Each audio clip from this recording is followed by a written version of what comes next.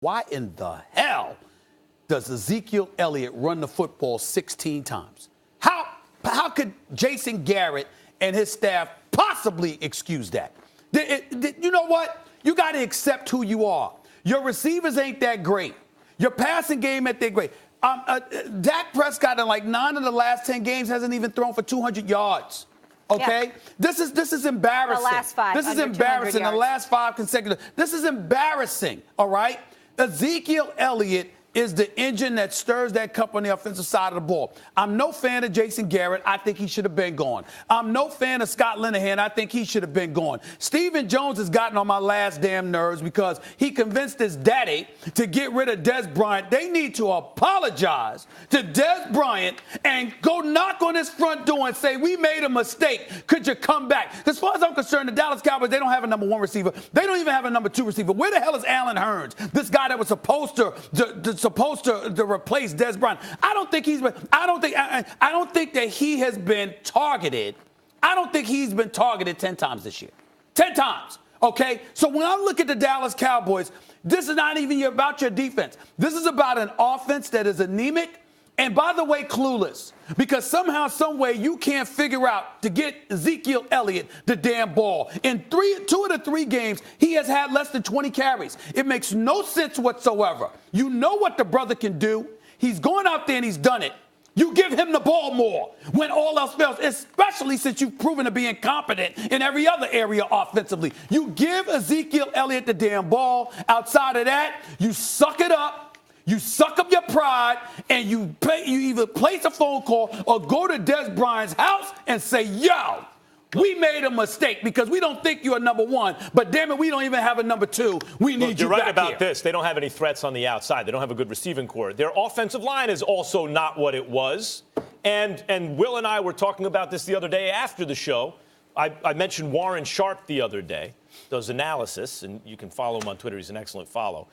The fact of the matter is they built around a running back. And if you look at the great teams in recent years, that's not how it works. You can take a great running back. I mean, Todd Gurley, you look at the Giants with Saquon Barkley. That doesn't mean you build your whole offense around it. The teams that advance in the playoffs, you know, the Falcons in recent years, obviously the Patriots every year, the Steelers in recent years, Green Bay when they got there. It's all because they're sending wideouts all over the place, and it's the passing game. They're forcing you to try to match up one-on-one and beat you with athletes. Like the spread out offenses and the passing game is what's getting it done.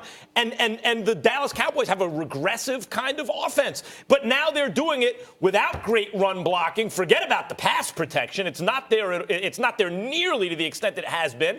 And you don't have the receivers. On top of that, you don't have coaching that's coming up with these brilliant kind of complex game plans to get the most out of the receivers you have. The Cowboys just aren't very good. Okay, first of all, I disagree with you, Max, on your overall philosophy. I think there's an argument to be made that you zig while everybody else zags. But hold on for just a second, just for this game. The question is it time to admit the Cowboys are no good? Here's the thing. The Cowboys are not good enough. They're not good enough to overcome 2 batted balls that end up in interceptions by one of the, if not the best safety in the entire game that was wearing the wrong jersey yesterday. If there were any sense of going to get it, if there were any sense of grasping your moment, Earl Thomas would have been bowing to the Seahawks sideline while wearing a star on his helmet. The Cowboys aren't good enough to overcome the new you can't touch the passer rule because we talked about the Clay Matthews hit, but it happened in the Cowboys game as well. Tyrone Crawford fell with his body weight on Russell Wilson and extended a drive early in the game for the Seahawks. They're not good enough to overcome Randy Gregory's boneheaded punch a player in the face right when the clock's winding down at the end of the second quarter to give the Seahawks a free 3 points. They're not good enough for blown coverages in the defensive backfield from the safety position to give Russell Wilson 2 wide open touchdowns. And they're not good enough for their star player, and yes, I agree, Stephen A., 16 carries isn't enough, but they're not good enough for Zeke Elliott to step out of bounds before he catches a touchdown pass. They're not good enough for Zeke Elliott to fumble at the end of an awesome run. They're not good enough for Zeke Elliott to drop wide open passes.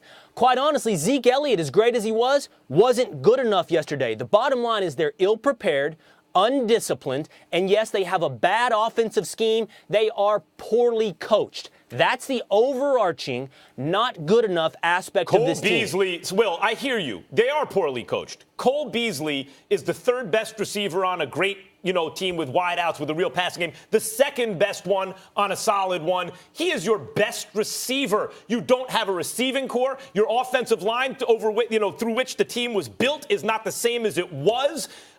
What are we talking about here? You have one win this season against the hapless Giants team with a brand new offensive line, and everyone knows you get that team early in the season before the O-line plays together. Just not a very good team. Yeah, but the flip side to it, Max, is that we weren't saying these things about it last year or the year before. The last 2 years, we were looking at Dallas's defense. We had no problems with the offensive line. Now, I understand that it's not what it used to be, but it ain't god-awful compared to some of the more horrific offensive lines in the game of football. Otherwise, Ezekiel Elliott wouldn't be able to do what he's been able to do in 2 of the 3 games. The fact is, play calling has been suspect. Personnel and everything but the running back spot has been highly suspect, which brings me to Stephen Jones. I look at this guy like Stephen Jones, and here's what really rakes my nerves. And Will, I'll get on you about this because sometimes you get a bit sanctimonious in this regard. We talk about individuals in terms of how they act or whatever. And I just want you to know that I'm very popular for saying this.